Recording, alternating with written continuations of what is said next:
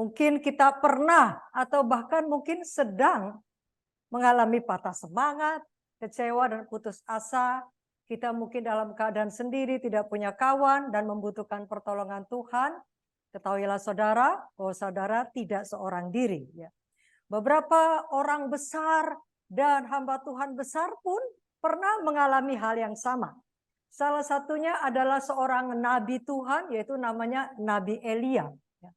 Namun Allah yang adalah kasih itu dengan sabar, dengan lembut, dan dengan indah membimbing Elia keluar dari kondisi tersebut. Allah yang sama masih hidup sampai saat ini.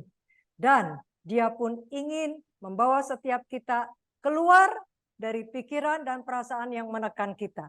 Itulah sebabnya, please don't give up. Ya, don't give up, jangan menyerah. Mari kita bersatu di dalam doa sekali lagi. Bapa di surga, pada saat yang indah ini, berbicaralah kepada setiap kami. Penuhi setiap kami dengan roh-Mu ya Tuhan. Dan kepada hamba-Mu Tuhan, kiranya Tuhan sendiri meletakkan perkataan Tuhan di dalam ucapan hamba-Mu. Supaya hanya perkataan yang dari Tuhan saja, itu yang boleh hamba-Mu sampaikan, dan itu memberkati setiap kami, dan Tuhan dimuliakan. Di dalam nama Yesus kami berdoa. Amin. Ketika kita bicara tentang Nabi Elia di Alkitab, cerita apa mungkin yang paling kita ingat atau berkesan? Salah satunya dan yang mungkin paling berkesan adalah peristiwa di puncak Gunung Karmel. Ya, itu adalah suatu pengalaman di puncak gunung, mountain top experience. Ketika Nabi Elia bertanding seorang diri melawan 450 Nabi Baal, dan bukan hanya itu loh saudara. Alkitab mencatat plus 400 Nabi Asyera, dan dia menang. Tuhan menjawab doanya dan menurunkan api membakar habis korban persembahannya. Judul pada hari ini adalah patah semangat. Jadi ada suatu bagian kecil daripada kehidupan dan pelayanan Nabi Elia yang menurut saya pas banget dengan kehidupan kita. Dan paling memberi kesan, paling memberi semangat. Karena kita dapat dengan mudah melihat diri kita sendiri dalam kisah tersebut. Yaitu pengalaman hidup sang Nabi selama hari-hari kekecewaan dan hampir-hampir kalah. Dan itu tertulis di kitab 1 Raja-Raja 19. Saudara bisa sambil buka kitabnya, kitab 1 Raja-Raja 19. Materi kita diambil dari kisah tersebut. Setelah peristiwa Mountain Top Experience di Gunung Karmel itu yang luar biasa, di mana seluruh rakyat Israel diminta untuk kumpul, Raja Ahab kemudian pulang kembali ke istananya. Dia memberitahu kepada istrinya Ratu Isabel, ya, karena Isabel itu adalah satu-satunya orang yang nggak hadir di pertemuan tersebut. Padahal disuruh semuanya harus kumpul di sana, dia nggak hadir, ya. Jadi raja memberitahukan peristiwa spektakuler yang terjadi pada hari itu. Di mana 850 nabi-nabi palsu itu memperagakan pertunjukan yang heboh dari pagi sampai petang. Berdoa, memanggil-manggil Allahnya, teriak-teriak, cingkrak-cingkrak, menoreh-norehkan batu, melukai tubuhnya. Tapi tidak ada jawaban. Kemudian gantian Elia sekarang yang berdoa. Dia berdoa dengan tenang, dan dalam sekejap api Tuhan turun menyambar habis seluruh korban persembahan Elia. Kemudian setelah melihat hal itu yang luar biasa, api Tuhan turun, maka seluruh rakyat bersujud dan mengaku bahwa memang Tuhan itu Allah. Maka mereka pun bertobat. Mendengar cerita yang luar biasa itu dengan bukti-bukti yang sudah sangat nyata, harusnya itu membuat Isabel ya sadar, oh iya ya memang betul rupanya Allah Yehova itu Allahnya bangsa Israel itu adalah Allah yang benar dan hidup. Tetapi saudara sekalian, orang yang nggak mau percaya ya tetap nggak mau percaya aja, sekalipun bukti-bukti sudah sangat jelas. Sama ya, orang kalau nggak mau percaya pola hidup sehat nih Ustadz, meskipun bukti-bukti kesaksian sudah ada, ya tetap nggak mau percaya dan nggak mau lakukan aja gitu ya. Nah saudara sekalian, sebagai informasi, Elia ini hidup pada zaman pemerintahan Raja Ahab, di mana penyembahan berhala itu berlangsung begitu hebat. Ya. Belum lagi dia mengambil istri si Isabel ini. Isabel ini adalah seorang putri Raja Sidon. Ya. Nah, karena berdua dengan istrinya itu, maka dampaknya penyembahan berhala membabi buta di seluruh kerajaan Israel Utara. Ratu Isabel ini berusaha menggantikan penyembahan kepada Allah yang benar dengan penyembahan kepada Baal. Perempuan yang jahat ini pun membantai banyak hamba Tuhan di Israel. Kemudian Ahab lanjut lagi cerita kepada istrinya. Tahu nggak katanya? Kemudian Elia itu membunuh semua nabi-nabi Baal itu. Waduh, dengar begitu Isabel panas hatinya, geram dan beringasan. Bayangkan semua kerja keras dia bertahun-tahun untuk membawa seluruh rakyat menyembah Baal. Kini dalam satu hari semuanya hancur karena satu orang yang namanya Elia ini. Wah, dia nggak bisa terima kondisi ini. Dia nggak mau tahu akan kuasa Allah yang sudah begitu nyata. Dia tetap melawan dan menantang Tuhan. Dia tetap tidak percaya kepada Allah. Dengan berani dia berkata, nggak bisa, Elia harus mati. Kemudian pada malam itu juga seorang pesuruh membangunkan nabi yang sudah lelah itu dan menyampaikan pesan Isabel bahwa besok ia akan membunuh Elia. Ya. Waduh saudara, Elia yang sudah berdiri dengan tidak gentar di hadapan Raja Ahab dan seluruh rakyat bangsa Israel yang melihat pertandingan di Gunung Karmel itu, sekarang nampaknya keberaniannya yang gagah berani itu lenyap. Dalam sekejap iman dan keberaniannya lenyap. Dalam kebingungan dia bangun dari tidurnya. Hujan waktu itu sedang tercurah dari langit. Dan kegelapan menutupi setiap arah. Lupa bahwa 3 tahun yang lalu Allah sudah menuntun Elia untuk disembunyikan oleh Allah. Karena dia dikejar-kejar oleh Isabel dan Ahab. Mendengar ancaman Ratu Isabel, Elia takut dan lari dari tempatnya bertugas. Dia lari untuk menyelamatkan nyawanya. Dia masuk ke padang gurun sehari perjalanan jauhnya. Padahal Tuhan nggak menyuruhnya. Setiap kita, siapapun, punya potensi untuk mengalami dan merasakan apa yang dialami dan dirasakan oleh Elia. Elia habis-habisan sudah melakukan apa yang terbaik dan yang benar, tapi dia tiba-tiba terancam dibunuh. Dalam hal ini Elia cuma menaati satu firman Tuhan ini. Nah, ini dia. Ada satu firman Tuhan di Amsal 21. Lebih baik tinggal di padang gurun daripada tinggal dengan perempuan yang suka bertengkar dan pemarah. Ya, dia cuma menuruti ayat ini saja. Tetapi selebihnya Tuhan nggak suruh dia sebenarnya untuk lari. Elia lupa akan penyertaan Tuhan. Dia lari dan lari terus sampai ia menemukan dirinya sendiri di tanah yang tandus sendirian. Dalam keadaan yang sangat lelah. Ia duduk beristirahat di bawah sebatang pohon arar dan dia memohon agar mati saja.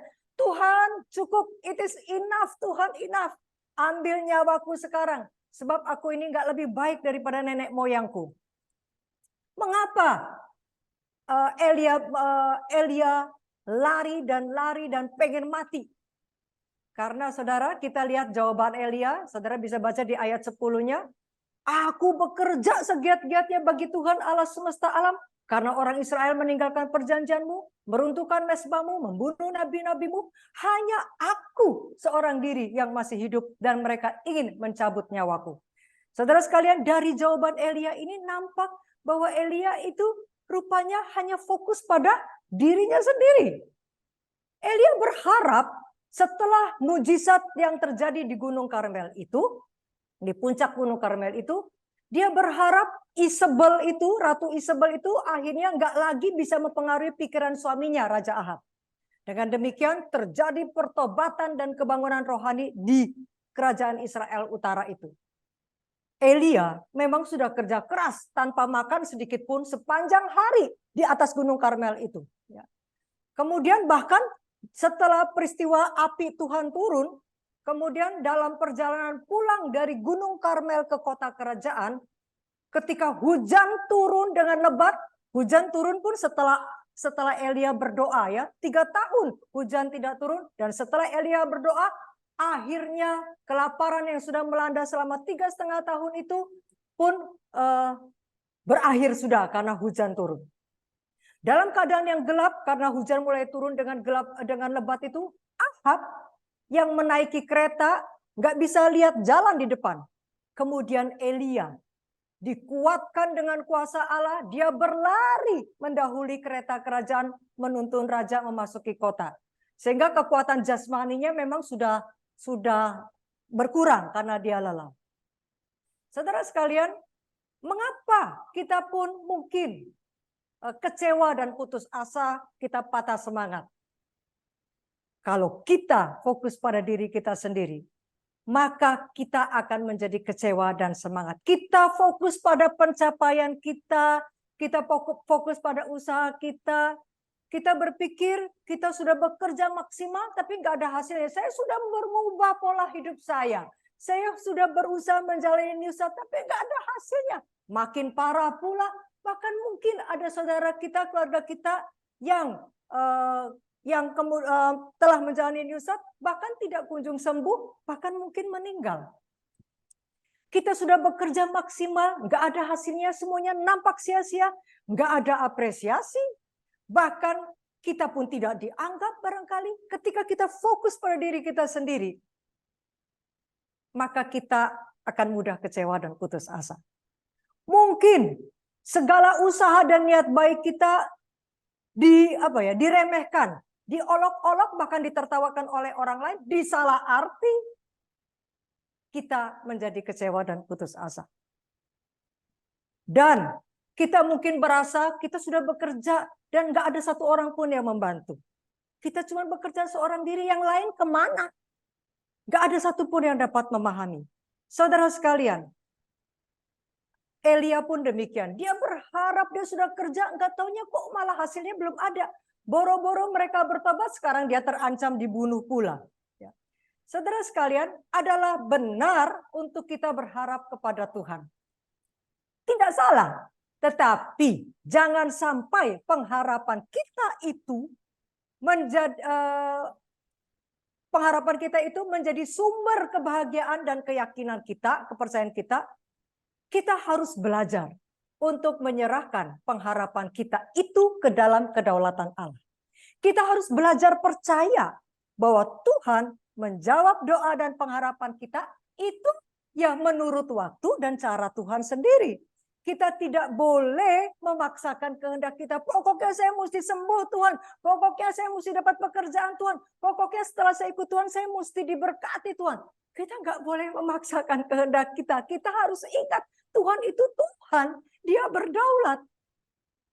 Jika kita memaksakan kehendak kita, ya kalau terjadi, kalau kita sembuh, kalau kita berhasil. Kalau enggak, kalau Tuhan menjawab tidak sesuai dengan apa yang kita inginkan, kita menjadi kecewa. Kita menjadi patah semangat. Kita menjadi nggak percaya dan meninggalkan Allah. Itu di sisi satu. Di sisi lain ada juga orang yang mungkin jadi marah-marah. Ya, banyak reaksi karena kita mengandalkan diri kita sendiri dan kita hanya fokus menjadikan pengharapan itu sumber kebahagiaan kita. Kalau kita sakit, adalah baik dan benar jika kita berharap Tuhan menyembuhkan kita. Tetapi jangan sampai pengharapan kita untuk sembuh itu menjadi satu-satunya sumber kebahagiaan kita. Kalau kita sembuh kita bahagia, kalau nggak sembuh kita kecewa atau marah sama Tuhan. Sekali lagi saudara, kita tidak dapat mendikte Tuhan untuk memberikan sesuai dengan apa yang kita inginkan. Betul, Tuhan adalah sumber pengharapan kita. Tuhan akan memberikan kesembuhan, tetapi menurut cara Tuhan dan menurut waktu Tuhan. Elia sudah mengalami suatu pengalaman puncak gunung, mountain top experience di Gunung Karmel itu. Yaitu suatu pengalaman iman yang tinggi dan dengan keberhasilan yang luar biasa. Tuhan menjawab dengan api. Wow, luar biasa. Terkadang pengalaman puncak gunung itu diikuti dengan pengalaman lembah yang dalam atau pengalaman padang gurun. Dia sudah Dia sudah berhasil menunjukkan bagaimana Tuhan bekerja di puncak Gunung Karmel. Tetapi sekarang ancaman Ratu Isabel itu kayaknya mendengung terus di telinganya. Setan nampaknya berhasil bekerja melalui perempuan jahat itu. Akibatnya Elia kehilangan pegangan dan iman kepada Tuhan. Seperti Daud, ketika dia sudah habis mengalahkan Goliat dengan spektakuler, raksasa dari Filistin itu, sejak itu dia harus lari terus sepanjang hidupnya sampai Saul mati. Kenapa? Karena Saul sirik dan ingin membunuhnya. Demikian juga dengan kita, saudara sekalian. Ketika mungkin pekerjaan dan karir kita lagi sedang puncak-puncaknya, tiba-tiba nggak ada angin, nggak ada hujan, kita dikejutkan dengan pengalaman lembah yang dalam, pengalaman padang gurun yang gersang. Tiba-tiba kita mendapatkan diagnosa dokter yang membuat kita syok. Tiba-tiba ketika kita bangun pagi, badan kita nggak bisa digerakkan. Bisnis lagi bagus-bagusnya, kontrak kios diperpanjang. Kena lockdown. Aduh, siapa sangka? Saudara sekalian, ketika kita mengalami pengalaman puncak gunung, ketika Tuhan memberikan pengalaman mountain top experience itu, pengalaman yang indah dan menyenangkan, pengalaman bagaimana Tuhan memberkati dan membahagiakan kita, berjaga-jagalah. Karena memang setelah dari puncak gunung yang gak ada jalan lain, kita harus turun. Kita harus turun ke lembah. Tetapi waspadalah agar jangan kita kehilangan kepercayaan dan iman kita.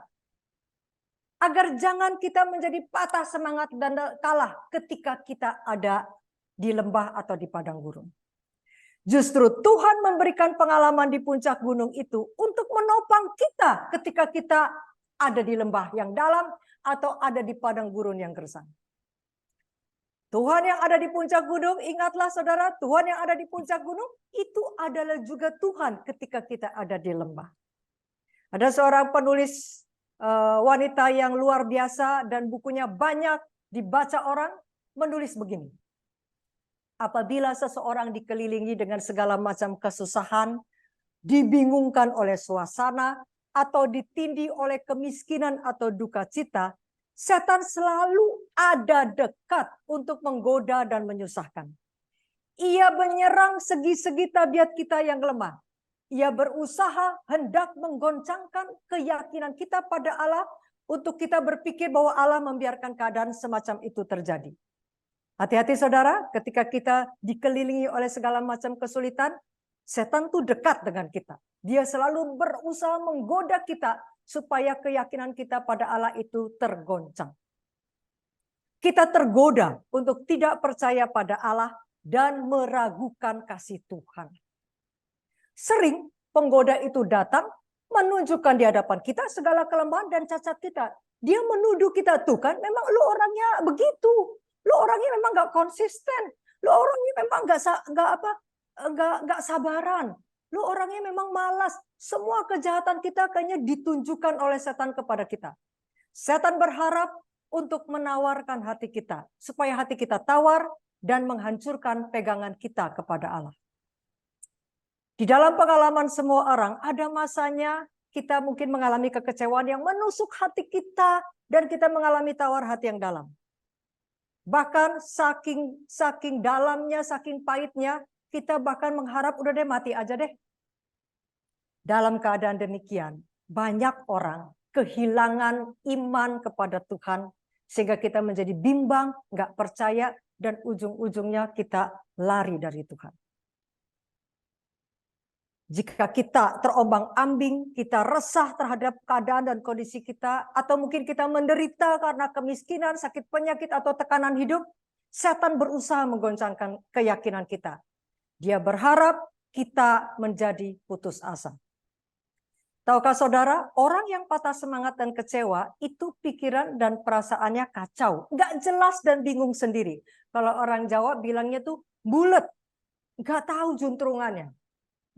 Buktinya di kisah Elia. Dia kenapa lari? Karena dia takut terancam dibunuh, dia akan mati. Karena Isabel hendak membunuh dia. Lah, sekarang tadi kita udah lihat, kok dia ketika dia seorang diri, dia bilang, Tuhan udah saya mati aja deh. Lah, kalau memang dia mau mati, kenapa dia mesti lari-lari? capek-capek lari ke padang gurun. Kalau mau mati ya udah. Isabel mau membunuh dia, dia samperin aja ke istananya, menyodorkan diri, menyerahkan diri. Kan begitu. Kenapa sekarang mesti lari jauh, kemudian juga toh mau mati juga. Itulah bukti salah satunya pikiran dan perasaan orang yang patah semangat itu kacau. Kedua, bukti lainnya ada begini saudara. Kalau memang Isabel mau membunuh Elia, kenapa dia suruh dia menyuruh utusan, tolong sampaikan ke Elia, saya mau bunuh dia. Ngapain begitu? Ya udah keburu kabur atau orang yang mau dibunuh itu.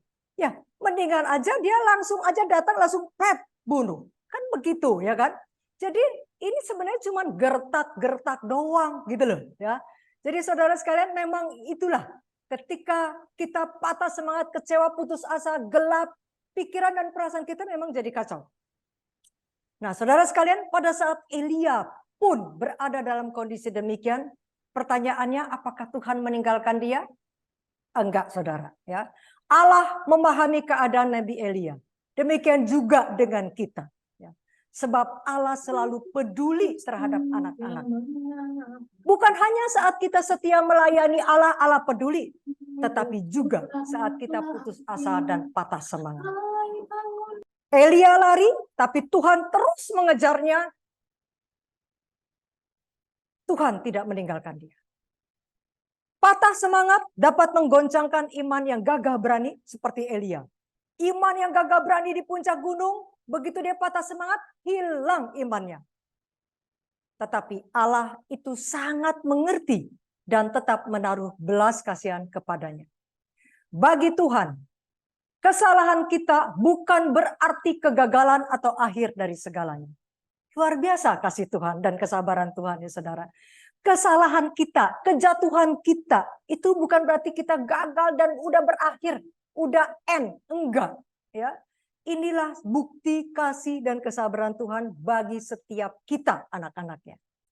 Dan melihat kenyataan seperti ini, itu sangat menghiburkan hati kita dan memberikan semangat. Mari kita lihat respon Tuhan.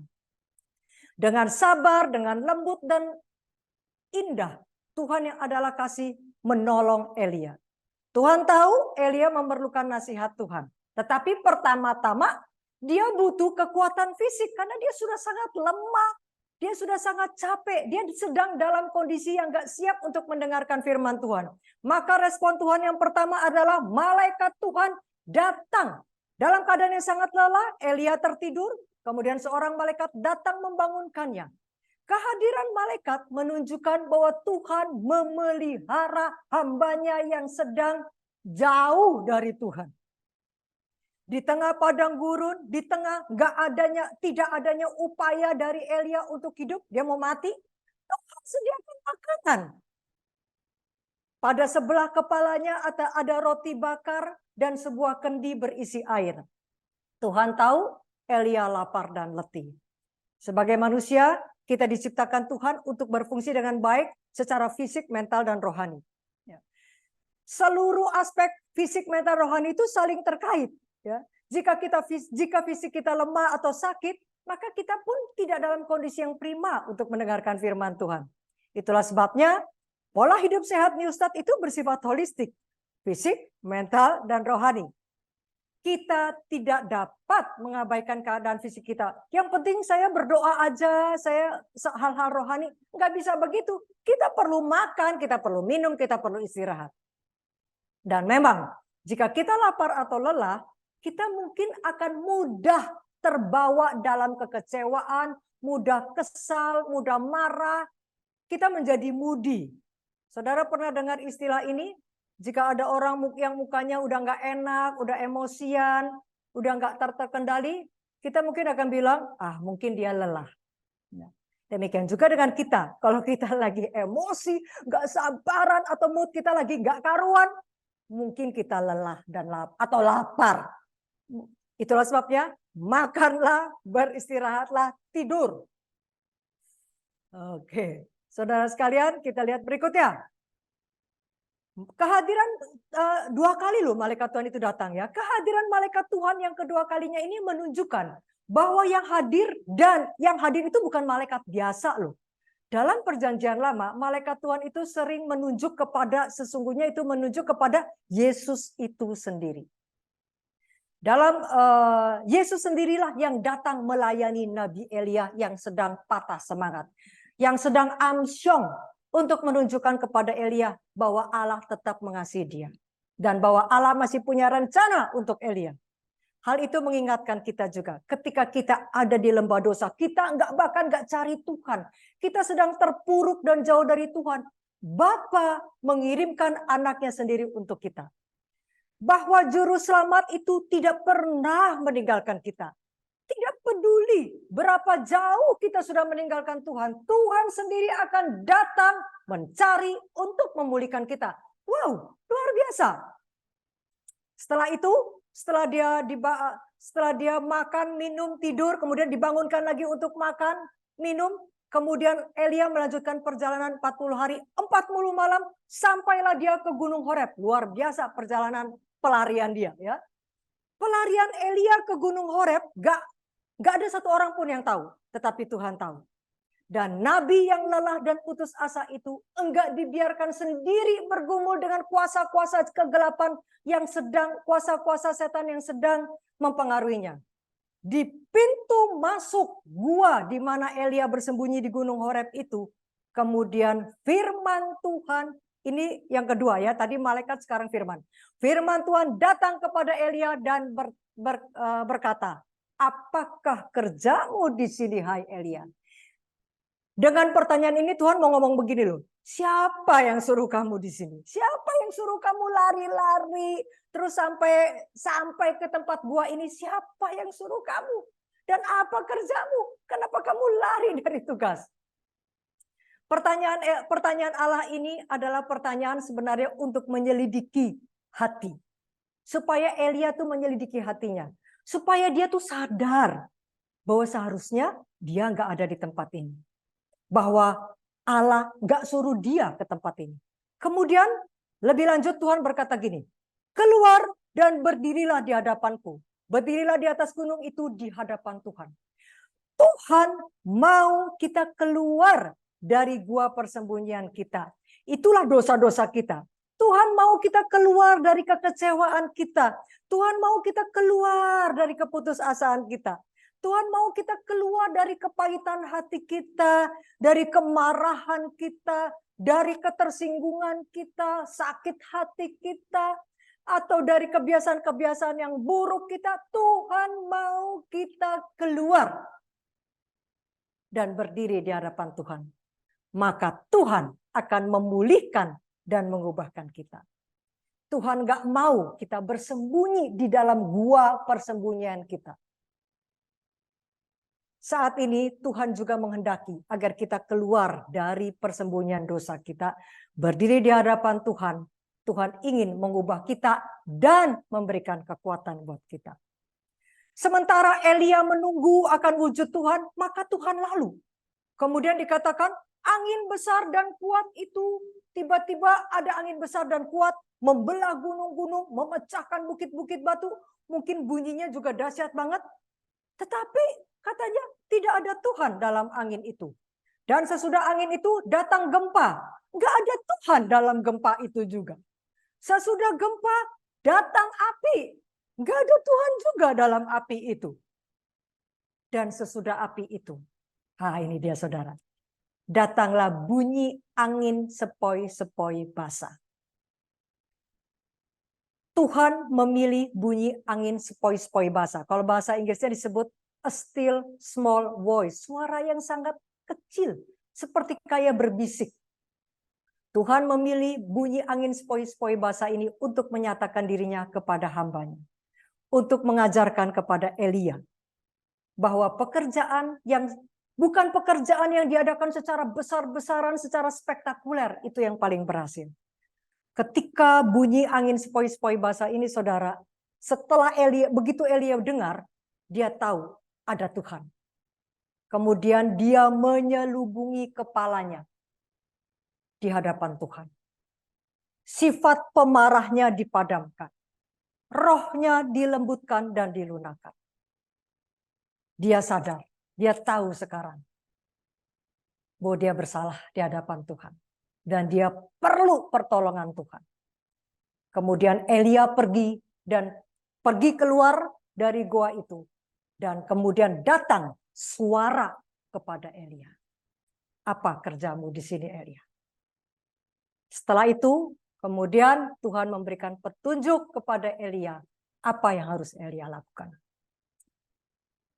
Melalui suara ini, melalui bisikan Tuhan ini, akhirnya Tuhan menjawab kegalauan pikiran Elia. Tadi kan Tuhan menjawab Elia. Tadi kan Elia berpikir udah kerja maksimal, nggak ada hasilnya. Taulah, kemudian Tuhan menjawab bahwa orang-orang jahat di Israel itu nanti pun akan dapat hukuman kok, tapi pada waktu Tuhan. Elia berpikir dia bekerja sendirian, nggak ada yang bantu. Dia nggak tahu rupanya ada 7.000 orang yang berlaku benar, nggak menyembah Baal. Jadi Tuhan menjawab Elia melalui suara yang seperti sepoi-sepoi bahasa kalau di bahasa Indonesianya. Still small voice. Seperti itulah suara Tuhan, itulah bisikan Roh Kudus. Ada tertulis di Zakaria 4 ayat 6, bukan oleh kuat dan bukan oleh gagah, melainkan oleh Rohku, firman Tuhan semesta alam. Still small voice itu adalah bisikan Roh Kudus yang berkuasa untuk mengubahkan hati dan memberikan pertobatan. Seperti yang ternyata dari cerita Nabi Elia tadi. Jadi suara Roh Kuduslah itu yang bisa mengubahkan hati kita. Ketika kita dalam keadaan patah semangat, kita perlu datang kepada Tuhan. Dan karena ini namanya juga still small voice, suatu bisikan, itu kecil sekali suaranya. Apa artinya? Artinya kita harus benar-benar menyendengkan telinga kita untuk mendengar suara Tuhan lewat Roh Kudus ini. Saudara sekalian, Alkitab itu disebut firman Tuhan. Karena memang itu adalah suara Tuhan. Bukan dalam bentuk kata-kata yang ada di halaman-halaman kitab suci. Dan ketika kita mendengar firman Tuhan itu diberitakan dan diajarkan, sejauh apa yang diberitakan itu sesuai dengan teks Alkitab, sesungguhnya kita sedang mendengar suara Tuhan yang bekerja melalui pengaruh Roh Suci. Saudara sekalian, setan tahu kelemahan kita. Itu sebabnya kita harus bersandar kepada firman Tuhan. Bergantung kepada Tuhan. Kita harus tinggal di dalam firman-Nya. Apakah saudara patah semangat, kecewa dan mengalami kepahitan?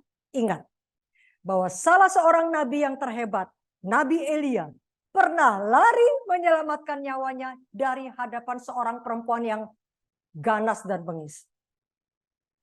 Sebagai seorang pelarian yang lelah menempuh perjalanan, kecewa yang pahit menghancurkan semangatnya, dan dia pengen mati saja. Ketika pengharapannya lenyap dan nampaknya dia terancam kalah. Pada saat itu dia mendapat satu pelajaran yang sangat berharga dalam kehidupannya. Pada saat dia berada di dalam kelemahan yang terbesar, dia belajar bahwa dia butuh Tuhan. Dan dia tahu bahwa dia perlu terus mendengarkan suara Tuhan dan mempercayai Tuhan dalam keadaan yang terlemah sekalipun. Saudara sekalian, pencobaan-pencobaan hidup akan datang menimpa kita. Namanya kita masih hidup di dunia. Ya, pasti akan ada pencobaan-pencobaan. Kalau nanti Tuhan Yesus sudah datang yang kedua kali dan menjemput kita, maka pencobaan sudah tidak ada lagi. Tetapi sekarang selama hidup di dunia, masih ada pencobaan yang akan datang menimpa kita. Tetapi majulah terus. Jangan menyerah karena Tuhan akan menolong kita. Sebagai penutup, mari kita bersama-sama menyanyikan lagu ini.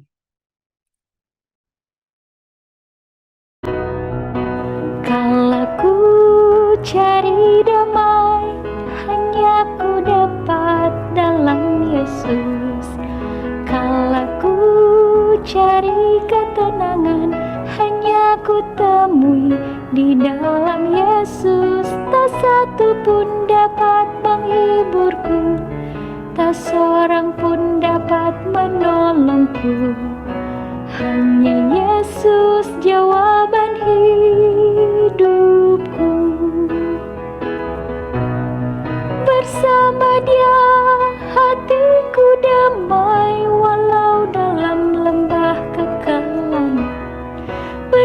Bersama Dia hatiku tenang, walau hidup penuh tantangan. Tak satu pun dapat menghiburku, tak seorang pun dapat menolongku. Hanya Yesus jawaban hidupku. Bersama Dia hatiku damai, walau dalam lembah kekelaman.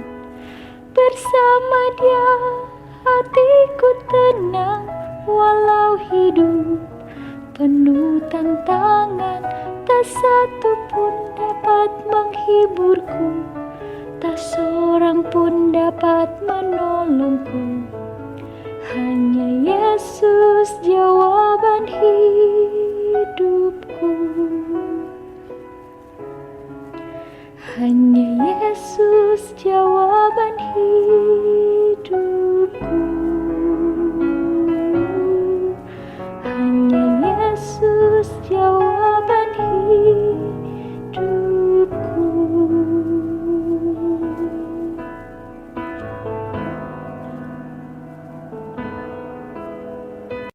Mari kita bersatu dalam Bapa dalam kerajaan surga, terima kasih kami boleh melihat bagaimana Tuhan itu adalah kasih.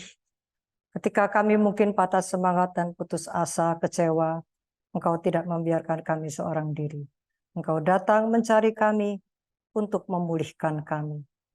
Itulah sebabnya Tuhan, tolong kami supaya kami terus ada di dalam firman Tuhan, supaya kami selalu ada di dalam jalan Tuhan. Terpujilah namamu.